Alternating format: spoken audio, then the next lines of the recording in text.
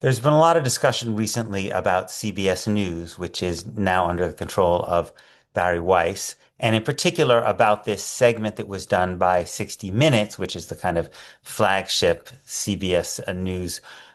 program, about people who were deported by the Trump administration to El Salvador, Venezuelans who were deported and then who were treated really, really terribly there, and that this was all ready to go, this segment, and then Barry Weiss stepped in and reportedly she said that they shouldn't air it unless they had an interview with Stephen Miller. And it produced a big furor, I think, in part because it's one of a series of things that have happened since this guy, David Ellison, who runs Paramount Skydance, became the owner of CBS and then brought in Barry Weiss as head of CBS News, which suggests that although CBS isn't full on Fox in the sense that it's just doing pure propaganda sycophancy for Trump, it is really trying not to offend the Trump administration in various different ways. In fact, it was been reported that Trump has privately said that he believed David Ellison and his father, Larry Ellison, would make CBS more sympathetic to him, and that he thought under Barry Weiss that CBS would be more sympathetic. There was CBS announced after the Homeland Secretary Kristi Noem complained that they would now not kind of cut interviews with administration officials, but air them in full. And this is also part of a larger dynamic we've seen among Barry Weiss even before she took over CBS News, when she was still just running the Free Press, this outlet she created, of kind of moving into someone who's kind of, I would say, having a cozier relationship with the Trump administration and the people around Trump. So, for instance, the Free Press actually co-hosted an inauguration party for Trump's second inaugural that was co-hosted with Elon Musk's X. And there is on its face something really deeply ironic about this, right? You have Barry Weiss running CBS News as CBS News is becoming kind of part of this authoritarian oligarchy that Donald Trump is trying to create, of kind of sympathetic oligarchs who will control media enterprises in ways that will basically, to a large degree, do his bidding. And Barry Weiss seems to be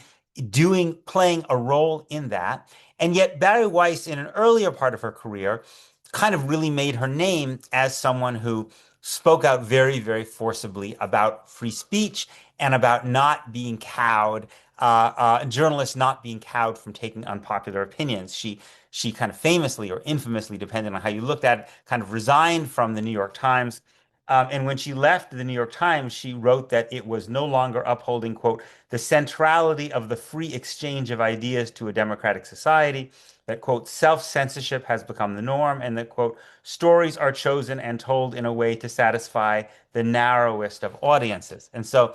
now you have this very ironic situation, right, where CBS News seems to be really choosing stories to satisfy the most narrow and most dangerously narrow of audiences, an authoritarian president, right, to make him not upset because the Ellison family still has these business interests that they want Donald Trump to be taken care of. And it seems to me that one way of understanding what's happened over the arc of Barry Weiss's career is that Barry Weiss always made an exception on the question of free speech for the question of Palestinian rights. She was really a kind of almost paradigmatic case of what people would call the kind of Palestine exception, of people who speak very, very vocally about the need to have a wide range of opinions, to not be cowed by powerful interests when it comes to voicing controversial views, but when it comes to Palestinian rights, take a very, very different view. And it seems to me the lesson that we've seen that we can trace with the arc of Barry Weiss's career is that this Palestine exception doesn't remain with Palestine. That when you make that exception to the principles to beliefs about free speech and censorship, ultimately what you end up doing is becoming actually a supporter of a much broader form of censorship and an assault on free speech. And I think we can see that in the arc of Barry Weiss's career. So when Barry Weiss was literally just a student, she was involved in this effort that was funded by this pro-Israel group called the David Project to essentially try to get pro-Palestinian professors disciplined or fired. So it was a kind of early indication of the kind of much larger assault on pro-Palestinian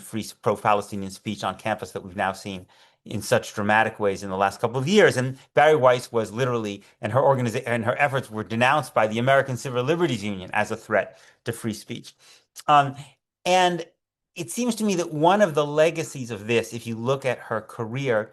is that her whole way of thinking about what threatens free speech has been very influenced by this experience of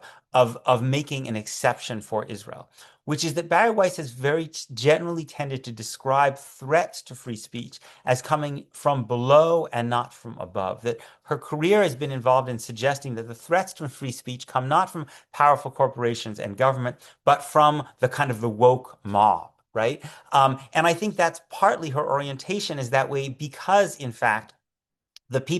places that you find the most pro-Palestinian sentiment have been coming from below, right? From activist organizations on university campuses in general, and you have more support from Israel in kind of positions of greater power in American society. So Weiss's entire, I think, orientation around the question of free speech, which is to be much more concerned about the way in which free speech is menaced by campus activists or people who are beholden to woke, quote unquote, mobs, rather than being concerned about the way free speech is menaced by the government or by large corporations, is precisely because she has such a blind spot on the question of Palestinian free speech, that she's been much more attuned to the way in which free speech can be threatened from below than from above. And I think this has been exacerbated in recent years because